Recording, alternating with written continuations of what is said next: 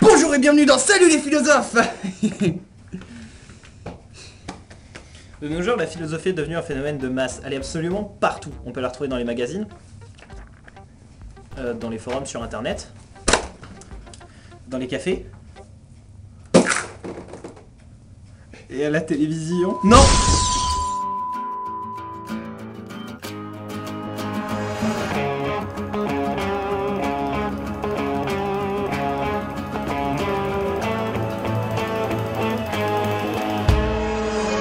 Le philosophe lui-même n'échappe pas à la starisation médiatique. En effet, souvent il est invité à débattre sur des sujets qui ne sont pas de sa compétence directe. Par exemple, l'économie, la psychologie ou le climat. Mais pour certains, la philosophie est déconnectée de la réalité. Elle n'est rien de plus qu'une analyse sur le langage, ou une spéculation vide sur l'inconnaissable. Bref, un jeu intellectuel stérile. Donc, ces personnes pensent que la philosophie est inutile. Mais alors à quoi sert la philosophie? Et pourquoi les philosophes? Comme nous allons le montrer, la philosophie constitue le cadre dans lequel l'homme peut comprendre le monde et agir sur sa propre vie. Elle fournit les outils par lesquels l'homme peut découvrir la vérité et améliorer sa propre vie par son esprit.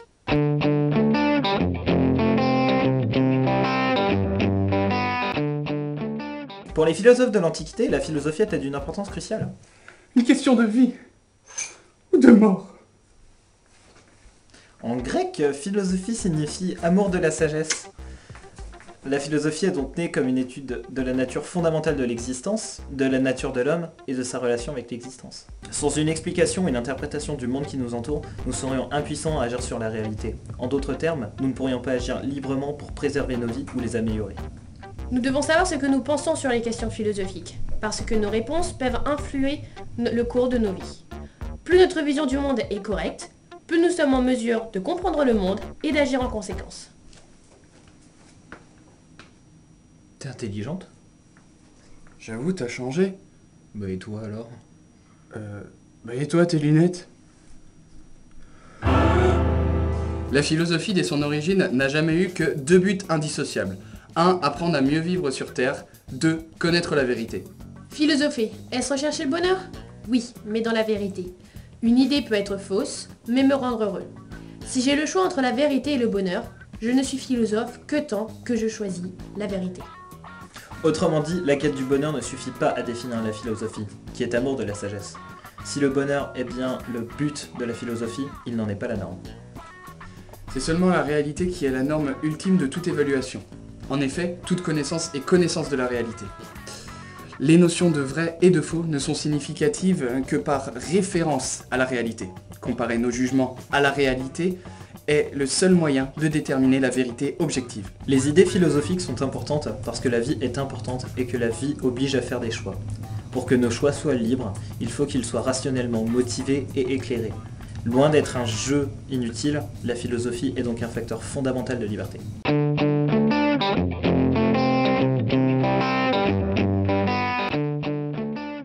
Comment sais-tu que tu sais? Telle est, de façon résumée, l'interrogation socratique. Socrate a passé sa vie à chercher les contradictions de ses interlocuteurs. Car deux propositions ne peuvent être vraies en même temps. L'une est vraie, l'autre est fausse. Socrate avait aussi le fameux « Connais-toi toi-même ». Il est important de repérer ses propres prémices philosophiques. Nous réfléchissons à l'intérieur d'un cadre de principes, mais nous ne le savons pas toujours. La philosophie doit donc mener à une réflexion sur soi-même, sur ses propres principes, tels que... Ai-je une vision du monde? Et laquelle? Quelles sont mes prémices? Quels sont les principes à partir desquels je fonde ma vision du monde? Quels sont mes arguments? Suis-je capable de justifier mes informations? Suis-je cohérente avec moi-même? Suis-je capable d'assumer les conséquences de ma vision du monde, y compris celle qui peut déranger l'opinion commune? L'allégorie de la caverne, racontée par Platon dans La République, nous invite à nous défier des apparences, des idées reçues. La philosophie, selon une perspective socratique, peut donc donner un esprit critique, voire subversif, à l'égard des cultures ambiantes et des modes du jour.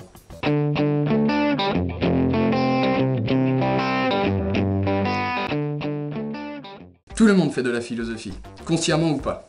À la base de toute théorie philosophique, il y a des questions fondamentales et légitimes. des questions que tout le monde se pose et qui relèvent d'un besoin authentique de la conscience humaine. Qu'est-ce que l'homme? Que puis-je savoir? Comment dois-je conduire ma vie? Comment la cité doit-elle être gouvernée?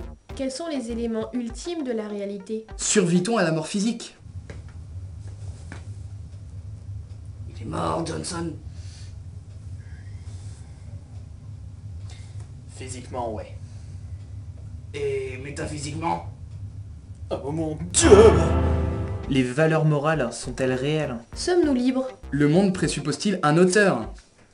Le Monde, chapitre 2015. Etc, etc, etc.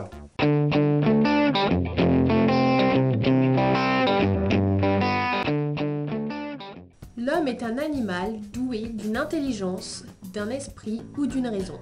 Par conséquent, il se distingue de l'animal par une disposition spécifique à penser et à raisonner. Or, philosopher, c'est poser ces questions fondamentales et donc tenter d'y répondre. Point. Apocalypse.